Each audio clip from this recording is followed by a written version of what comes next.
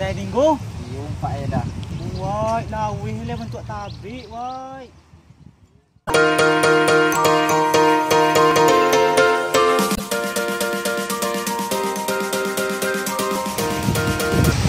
Woi, dah ada woi mau disipat. Sudah menjadi sekali di rumah ha. Ada guna juga aku. Aku bisa mau pulang nak. Cuma lampan ada dua bawa lah pulang ko. Nah, boleh. Kau pinggul pulang ko. Nah. Woi, kadang ha. Dah woi. Langi le. Dia pelak jagung ni malam. Paham deh? Bisa tanam jagung sekogo? Bisa dah wiswa tanam jagung suka. Iya, bawa tempat jagung sekantong wiswa. Dah woi. Go. Ada mandi lah tak baik kata semuanya go. Tak suka mandi di kona. Tak suka. Sengaja you.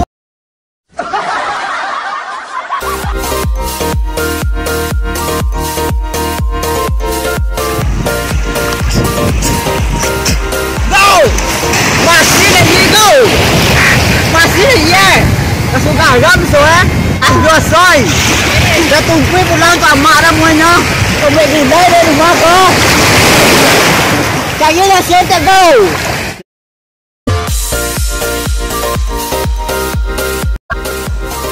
Go. Ngalah. Cik lawe mudi tabik mudi go. Siko mata anak limbe o siko ancak di doku.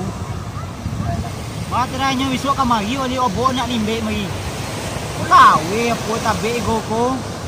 Wah, dia kira aku dalam dunia. Yolah, wak dia jarang sini nak tua ambil. Wancak tabik ko tanak limbe go ko. Itu temunya rumah wiswa tak bagian nak limbe ke apa dah mereka. Mau kami ke nak limbe ko. Ya. Abang tahu ni wah. Jadi sama nak limbe Wah, pan mo na pini kampung ini gua. Kalau ada si koso aku panen limbe si koso meliput tuner cek semuanya. Jadi Alphard, Pajero. Yo. Bali tu balian tu amar cek, balian tu apa ada cek. Ada saya panen bali Pajero sampai kepala dah tu kana. Di kepala. Lagi. Udah mereka kan tu boleh Pajero dah. Ada di kepala dah mau tu. Jadi ada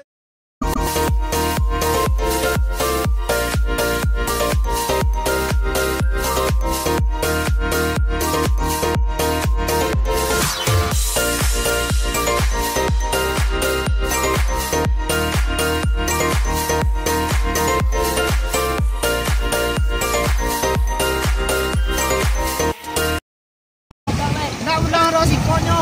Aku. Tak capek lah weh jak lo. Yolah nak mandi siko. Kak, tolong lu kawan pulang je kak. Nama pulang sekali.